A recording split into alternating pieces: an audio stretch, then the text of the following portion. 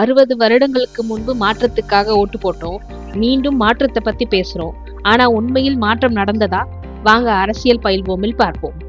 இது சிறியனின் அரசியல் பயில்வோமின் எபிசோட் 1. அரசியல் அப்படின்னு சொன்னாலே உங்களுக்கு என்ன தோணுதுங்க? அரசியல் ஒரு சாக்கடை, அரசியல்வாதிகளை நம்பவே கூடாது அப்படின்னு தானே. ஆனா இதுக்கு எல்லாம் யார் காரணம்னு கொஞ்சமாவது யோசிச்சு பார்த்திருக்கீங்களா? வேற யாரும் இல்ல, நம்ம தான் காரணம். மக்களாகிய நம்ம கிட்ட தான் தவறு இருக்கு.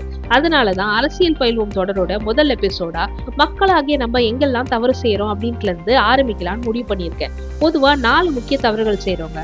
அரசியலை முற்றிலுமா புறக்கணிக்கிறது ஒண்ணு, ஓட்டுக்கு காசு வாங்குறது இன்னொன்னு, வதந்திகளை பரப்புறது 3வது, கடைசியா நம்ம கேள்வியே கேட்கறது இல்ல. இந்த 4 தப்பும் ஒண்ணுக்கொண்ணு சேர்ந்து ஒரு பெரிய சுழற்சியா மாறி நம்ம எப்படி பாதிக்குதுன்றதை இந்த எபிசோட்ல பார்ப்போம். ஃபர்ஸ்ட், அரசியலை பெருசா கவனிக்கிறதே இல்லை. நமக்கு ஏன் வம்புன்னு ஒதுங்குறோம். அதனால என்ன நடக்குது? அரசியல்வாதிகளுக்கு பயம் போயிடுது. அவங்க கிட்ட பொறுப்புணர்ச்சி குறையுது. பொறுப்பு இல்லாததுனால பல தவறுகள் செய்ய ஆரம்பிச்சிடறாங்க. அத்தோட விளைவா மக்களுக்கு கிடைக்க வேண்டிய அரசு சேவைகள் எல்லாமே மோசமா பாதிக்கப்படுது. உடனே நம்ம என்ன சொல்றோம்? பாத்தியா, அதுக்குதான் அரசியல்வாதிகளை நம்ப கூடாதுன்ட்டு மீண்டும் அரசியலை விட்டு இன்னும் தூரமா விலகி போயிடுறோம். இது தொடர்ந்து நடந்துகிட்டே இருக்கு. அடுத்தது, பணம் வாங்கிட்டு ஓட்டு போடுறது. இதனால தகுதி இல்லாத தவறான நபர்களை நம்ம தலைவராகவும் பொறுப்பாளராகவும் தேர்ந்தெடுத்து நம்மளுக்கு தலைக்கு மேல உட்கார வச்சிடறோம். அதிகாரத்துக்கு வந்ததும் அவங்க அதிகாரத்தை தவறா பயன்படுத்த ஆரம்பிச்சிடறாங்க. ஊழல் நடக்குது. அப்புறம் நம்ம கஷ்டப்பட்டு உழைச்சு கொடுக்குற அந்த வரி பணத்தை அவங்க கொள்ள அடிக்க ஆரம்பிச்சிடறாங்க. அதுக்கப்புறம் ஒழுங்கா நம்மளுக்கு சாலைகள் அமைத்து தரதில்ல, தரமான கல்வி, நல்ல மருத்துவமனை கிடைக்கிறது இல்ல, நம்மளுக்கு கிடைக்க வேண்டிய சேவைகள் எதுவுமே ஒழுங்கா கிடைக்கிறது இல்ல. கடைசியில பாதிக்கப்படுறது யாரு? நம்ம தான். அப்புறம் திருப்பி அரசியல்வாதிகளை, அரசியலையும் அதுக்குதான் சாக்கடைன்னு சொல்றது, பழிய தூக்கி அவங்க மேலேயே போட்டுடுறது. 3வது, இன்னைக்கு நம்ம சோசியல் மீடியா உலகத்துல ஒரு செய்தி வந்ததுன்னா அதோட உண்மைத்தன்மையை, அது நிஜமா போலியா, அது ஃபேக் நியூஸான்னு தெரியாம ஷேர் பண்றது. இப்படி நாம் தவறான தகவலை பரப்பும் போது மக்கள் தவறான முடிவுகள் எடுப்பதற்கான வாய்ப்புகள் அதிகமாகுது.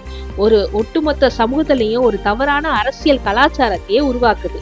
கடைசியா நம்ம கேள்வி கேட்கறதே கிடையாது. தப்பு நடக்கும் போது நம்ம அமைதியா இருக்கிறதுனால அவங்க மக்கள் மத்தியில சொல்ல வேண்டிய அவசியம் இல்லை அப்படின்ற தைரியம் வந்துடுது. அதனால அரசாங்கத்தினுடைய வெளிப்படைத்தன்மை சுத்தமா குறைஞ்சு போகுது. தவறுகள் எல்லாமே உள்ளுக்குள்ளேயே மறைக்கப்படுது. கடைசியில அதிகாரம் முழுமையா துஷ்பிரயோகம் செய்யப்படுது.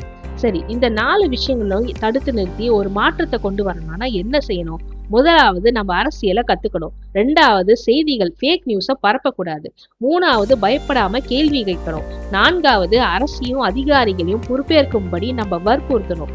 இதை நம்ம செஞ்ச தொடங்கினாலே கண்டிப்பா அங்க ஒரு நல்ல நிர்வாகம் உருவாகும். அந்த நல்ல நிர்வாகம் ஒரு நல்ல சமூகத்தை உருவாக்கும். மாற்றம் நம்ம கிட்ட தான் ஆரம்பிக்கணும். அடுத்த எபிசோடில் இன்னும் சில முக்கியமான விஷயங்களோடு உங்களை சந்திக்கிறேன். நன்றி, வணக்கம்.